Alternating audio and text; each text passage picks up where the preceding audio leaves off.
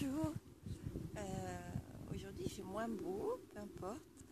Euh, je voulais vous parler du regard des autres.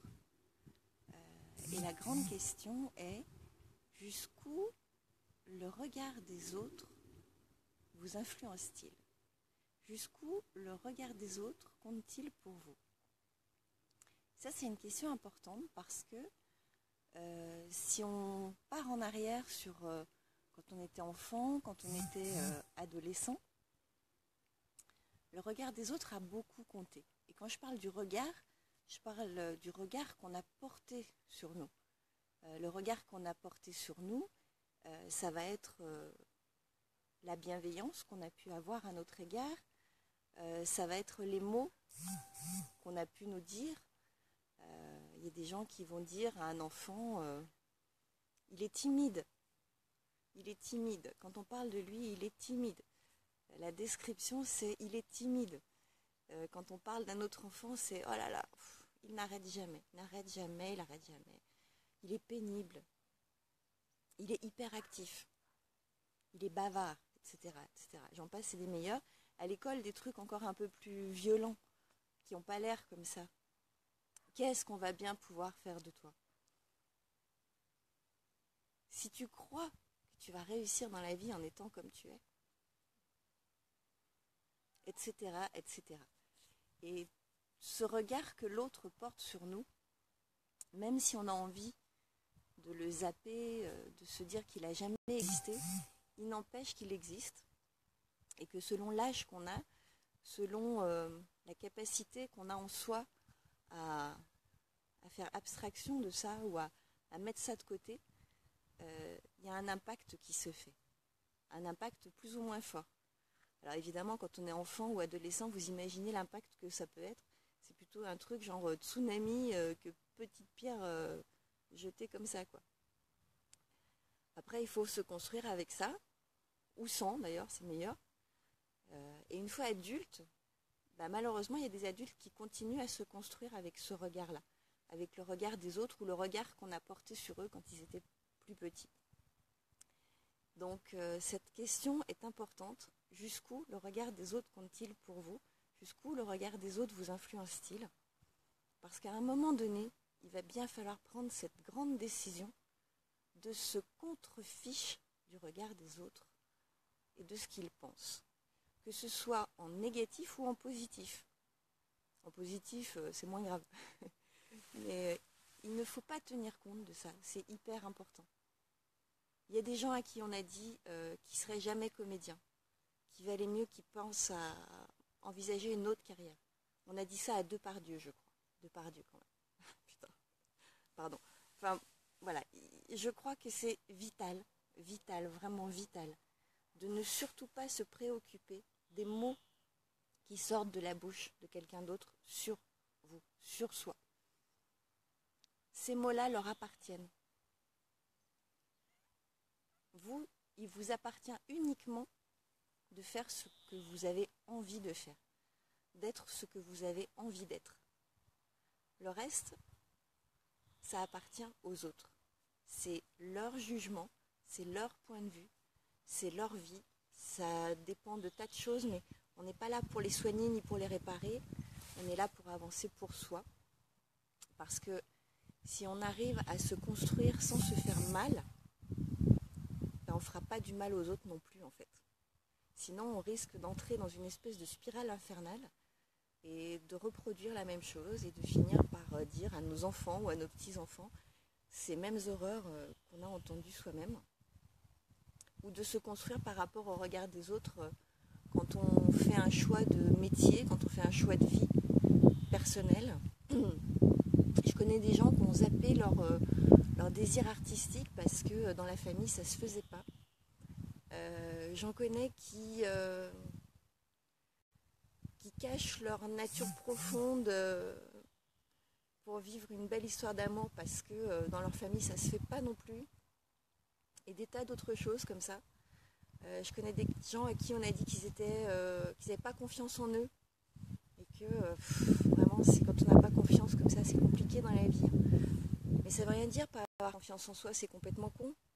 Si on n'avait pas confiance en soi, on ne serait pas capable de s'occuper de soi, de sa maison, d'avoir un job, on ne serait pas capable d'aller acheter du pain, même à la boulangerie. Enfin, c'est n'importe quoi. Il y a des situations dans lesquelles on se sent en inconfort. Ça, par contre, ça ressemble déjà beaucoup plus à la réalité. Et c'est de cet inconfort sur lequel il faut se questionner.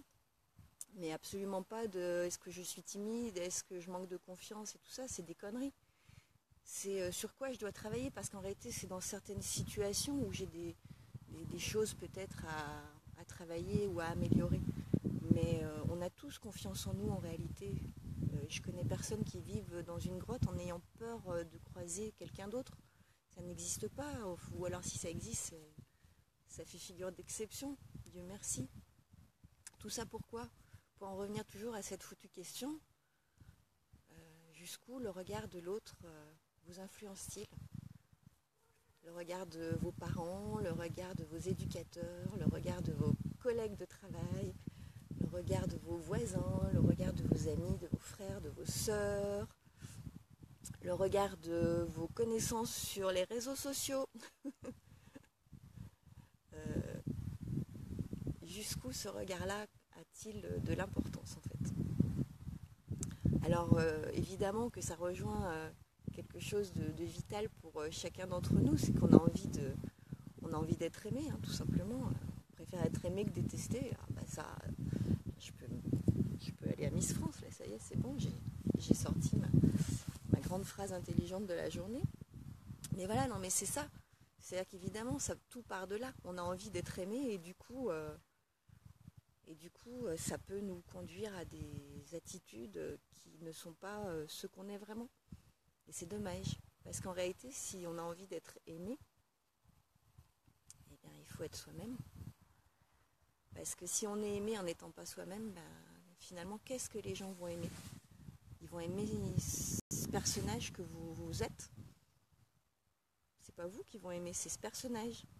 Est-ce que vraiment on a envie d'être un personnage toute sa vie ? Et il vaut mieux être soi-même, puis se rendre compte que peut-être il y a des gens qui nous aiment plus quand on est soi-même, puis se rendre compte aussi qu'il y a des gens qui nous continuent à nous aimer ou qui nous aiment plus quand on est soi-même, et de pouvoir au contraire se féliciter de ça en se disant mais d'abord je suis aimable dans le sens que oui on peut m'aimer et surtout on peut m'aimer tel que je suis, ça c'est important.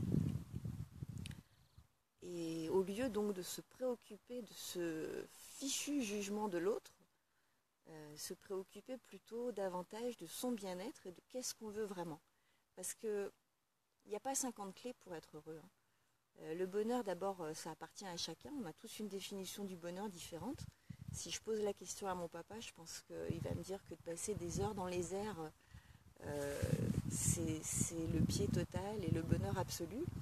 Moi, si vous m'accrochez dans les airs, c'est le pire cauchemar de toute ma vie. Donc le bonheur, c'est très subjectif. En tout cas, c'est tout ce qu'on recherche. Et pour y accéder, il n'y a pas 50 solutions. Il faut rechercher son bien-être. Et pour rechercher son bien-être, il faut être soi-même. Et donc, il faut surtout zapper totalement le regard des autres, le jugement des autres. Après, on est d'accord, on ne devient pas des talibans de la relation. Hein. Si vous avez des gens autour de vous qui vous aiment sincèrement et qui vous donnent un avis, c'est pas la peine de les mordre ou de leur aboyer dessus. Mais quand je parle du jugement des autres, c'est véritablement ça. C'est-à-dire les gens qui ont un avis sur qui vous êtes, ou qui ont un avis sur qui vous devriez être. Et ça, voilà. Ça, on oublie. Je vous laisse avec cette grande question, donc jusqu'où le regard des autres vous influence-t-il ? Et surtout, je vous laisse avec vos réponses personnelles pour avancer en vous disant que quel que soit le regard que des gens aient pu porter sur vous, notamment si ce n'était pas des regards très jolis, ces regards-là et ces mots-là leur appartiennent. Et si vous ne l'avez pas déjà fait, je vous invite à leur rendre leurs mots. Je vous invite à leur rendre leur regard à eux, aujourd'hui, là, tout de suite, maintenant. Vous pouvez même le dire. Je te rends tes mots, je te rends ton regard, je te rends ton jugement. Ça t'appartient. Je vois passer des personnes, je ne suis pas certaine d'avoir vu passer tout le monde. Il me semble avoir vu passer Marie-France, Chouchou, Mylène, Max. Je suis pas sûre de voir tout le monde en fait. Je sais pas comment ça marche. Je sais pas. Je sais pas du tout comment. J'arrive pas à voir. Je sais pas. Je vois pas bien là ce qui se passe en fait. Je vois pas ce qui se passe. Il y a un bug. Voilà. Je vous embrasse. Je referai une vidéo donc d'ici, je pense, une dizaine de jours, un direct sur le sujet que j'avais abordé dans ma précédente vidéo. Et je vous souhaite une belle soirée. Et je ne peux pas vous montrer mes chats parce que c'est long.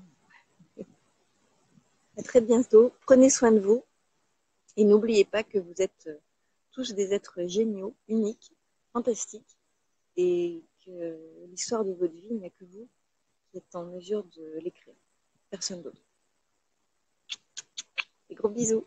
Je sais même pas comment j'arrête la vidéo en fait. Alors attendez voir.